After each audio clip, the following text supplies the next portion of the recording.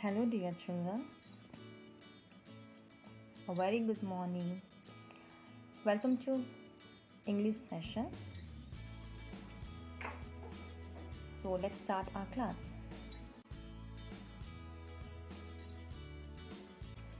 So let's start our new lesson, and the lesson name is The Good Samaritan.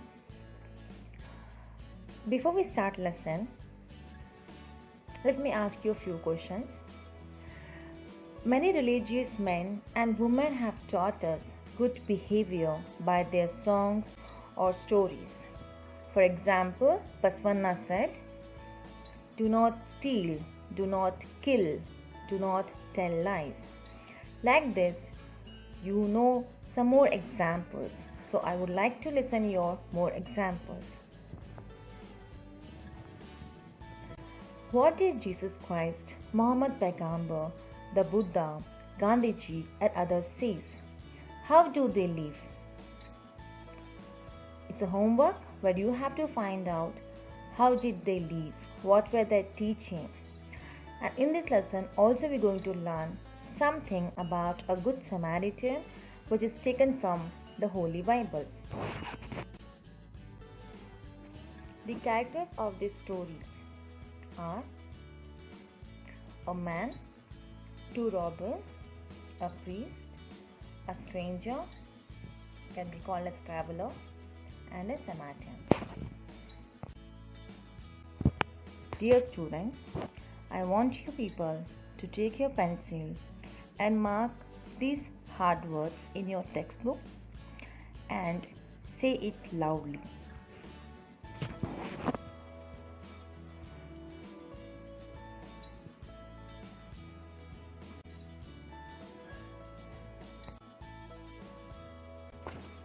So let's see the story, The Good Samaritan.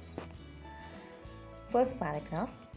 There once was a man walking from Jerusalem to Jericho. He was alone, and the road he followed was rocky with many twists and turns. Suddenly, two robbers jumped out of nowhere.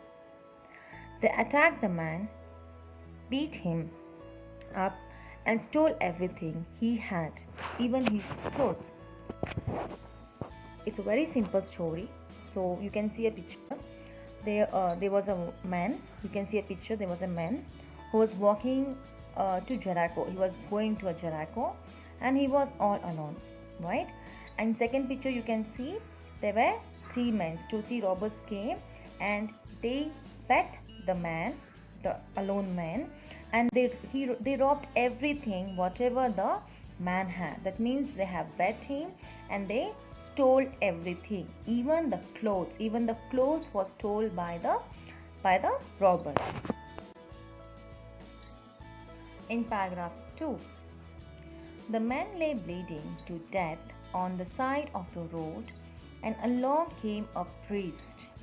When he saw the man, he was so shocked that he stood and stared.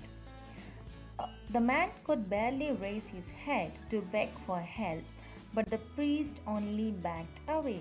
He tried not to look as he passed him as quickly as he could. So in paragraph 2, it's clearly mentioned that you can see a picture there. When this person was bleeding, okay, he was bleeding, he was in pain, he was not able to talk, and that time a priest came, and priest saw the man who was bleeding, but what did he do? He did not help the bleeding man. He left that man and he went on his way. In paragraph 3, the man lay in the dirt mourning until another man came along. He saw the man all covered in blood and dirt and making funny noises in the ditch. He thought, "Oh, he looks terrible. I wouldn't even want to touch him. Besides, I am sure he is no one I know." And he passed him by as well. And after the priest, there was a man, a traveler, who came and he saw the bleeding man. He was making noises because of the pain. The man who had been bet by the robbers, he was making sound because he was in the pain.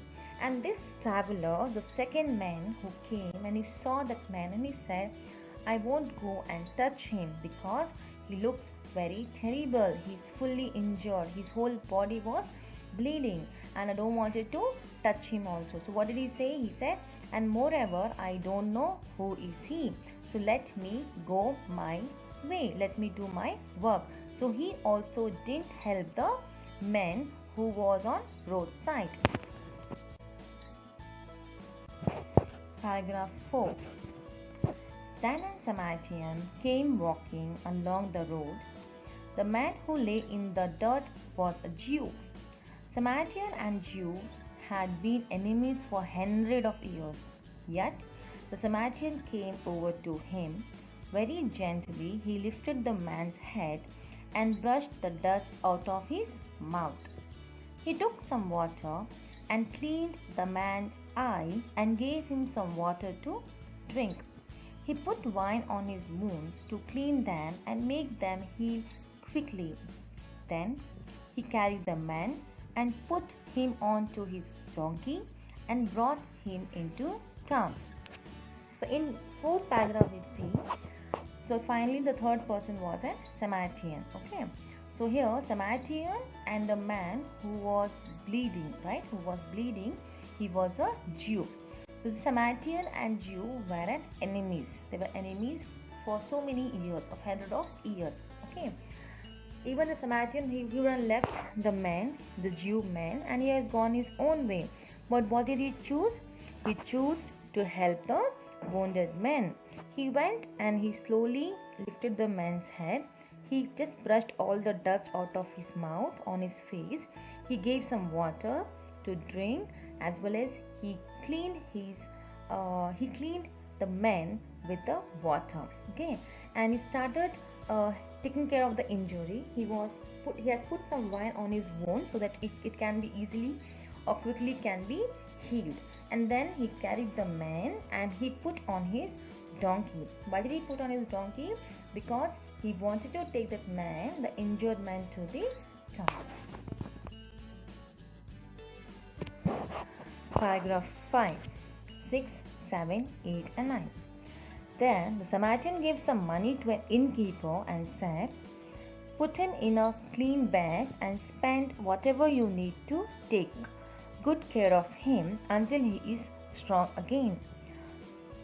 Now tell me, Jesus added, which of the three men was a true neighbor to the man who was robbed? The expert in Jewish law did not need to think very long. He said, the one who helped him, of course. Jesus then told him, then go and do just the same. Those who heard Jesus tell this story knew that he wanted his followers to love everybody, especially strangers and those who are in need.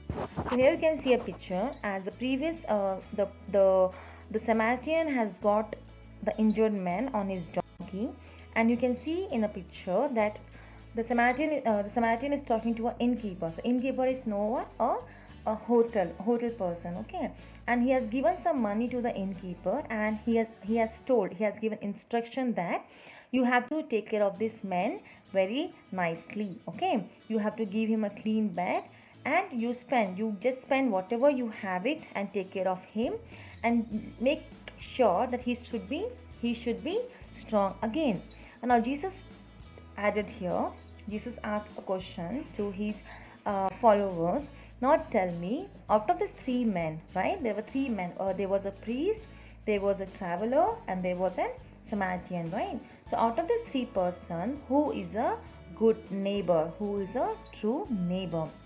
And Jewish, as they know all the rules and regulations, they did not think very much, and they said the last one who helped him. Of course, a good Samaritan is a person who can be called as a true neighbor. And Jesus told them that please go and do the same. So here Jesus wants to tell, even if you know the person,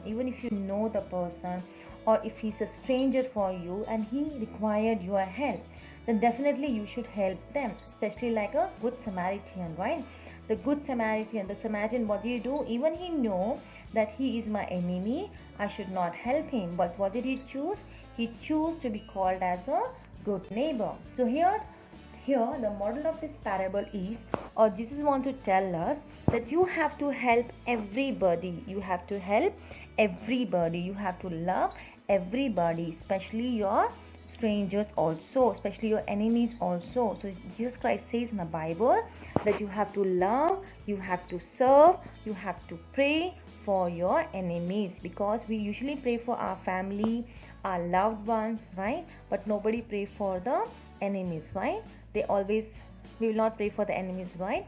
So what the Jesus is saying here, that you have to start love your enemies, pray for your enemies, and when they are in difficulties, when they are in trouble, you have to help your enemies. And this is what the Good Samaritan has done. So if you want to be a good Samaritan, then you have to help who are in need. It's a very short story and it's super easy to understand. As I have told you, take your pencils. Please add up all the lines wherever you didn't understand and ask me. Thank you. Have a good day.